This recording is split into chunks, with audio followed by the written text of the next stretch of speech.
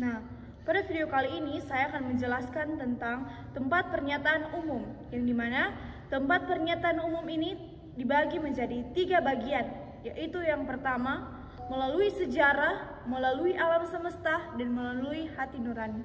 Nah, di sini saya akan menjelaskan satu persatu apa itu sejarah, alam semesta, dan hati nurani. Sejarah Ibrani dimulai dengan kisah Abraham yang dipanggil oleh Allah untuk pergi ke Kanaan. Keturunannya setelah menjadi budak di Mesir, dibebaskan oleh Musa dalam peristiwa Eksodus dan menerima Taurat di Gunung Sinai. Setelah mengembara, mereka memasuki Kanaan dan membentuk kerajaan dengan raja-raja seperti Salomo, Daud, dan Saul. Setelah kerajaan ini terpecah, Israel ditaklukkan oleh Asyur dan Yehuda oleh Babilonia. Namun, orang Yahudi kembali ke Yerusalem setelah Babilonia ini kalah. Meskipun banyak tantangan yang dihadapi, bangsa Ibrani tetap mempertahankan iman dan budaya mereka yang memengaruhi agama-agama lain. Nah, selanjutnya yang kedua yaitu alam semesta. Seperti ada tertulis pada Mazmur 19 ayat 2-3 yang berbunyi demikian, langit menceritakan kemuliaan Allah dan cakrawala memberitakan pekerjaan tangannya. Hari meneruskan berita itu kepada hari dan malam menyampaikan pengetahuan itu kepada malam. Nah, ayat ini menyatakan bahwa alam semesta adalah bukti yang nyata dari kemuliaan dan kebesaran Allah. Langit dan cakrawala di sini melambangkan seluruh ciptaan, termasuk bintang, matahari, bahkan planet-planet yang ada. Semua itu memberikan kesaksian tentang kebesaran Sang Pencipta, bahkan tanpa kata-kata sekalipun. Dengan kata lain, melalui keindahan dan keteraturan alam semesta ini, manusia dapat mengenal dan memahami keberadaan serta kebesaran Allah kita. Nah, pernyataan umum tentang alam semesta dalam ayat ini menunjukkan bahwa ciptaan itu sendiri berbicara tentang kemuliaan Tuhan secara universal. Semua orang dimanapun mereka berada dapat melihat bukti kehadiran dan kebesaran Allah melalui alam, langit yang membentang luas, keindahan siang dan malam, serta keteraturan yang ada menjadi satu pesan atau bahasa yang tidak bersuara namun dapat dipahami oleh semua orang yang ada di dunia ini.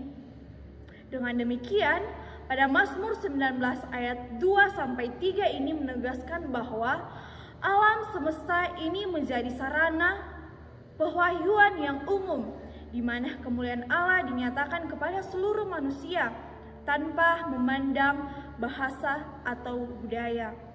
Nah, yang terakhir yaitu hati nurani. Seperti kita tahu bahwa hati nurani adalah cara Allah menyampaikan dirinya dalam setiap manusia melalui kesadaran moral yang dialaminya. Setiap orang terlepas dari latar belakang budaya atau agama memiliki pemahaman dasar tentang benar atau salah yang menunjukkan bahwa Allah telah menanamkan hukumnya dalam hati manusia. Hati nurani ini berfungsi sebagai suara batin yang menilai tindakan kita, memberi peringatan ketika kita melanggar nilai norma, dan memberi kedamaian ketika kita berbuat benar. Ini menunjukkan bahwa ada hukum moral universal yang berlaku bagi semua orang dan menjadi bukti bahwa manusia diciptakan menurut gambar Allah. Melalui hati nurani, kita dapat mengenal kehendaknya dan memahami prinsip moral dasar bahkan wahyu yang tertulis.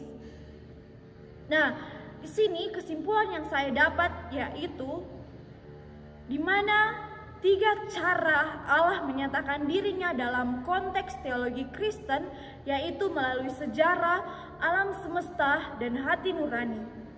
Setiap aspek menegaskan bahwa Keberadaan dan kemuliaan Allah dapat diketahui oleh manusia tanpa wahyu khusus. Sejarah Ibrani menunjukkan ketekunan iman bangsa Israel dan bagaimana Allah menyertai umatnya. Alam semesta melalui keindahan dan keteraturannya menjadi bukti universal tentang keberadaan Allah.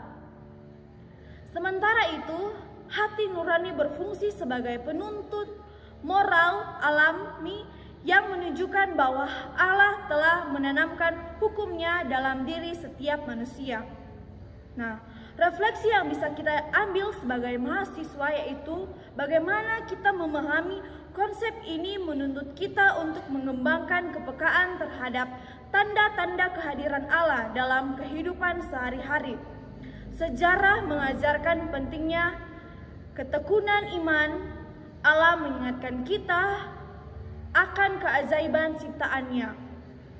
Dan hati nurani mengundang kita untuk selalu bertindak benar sesuai dengan nilai-nilai moral. Dengan menyadari ketiga aspek ini, kita tidak hanya memperkaya wawasan teologi kita, tetapi juga membentuk karakter pribadi yang lebih kuat dan yang lebih etis. Terima kasih.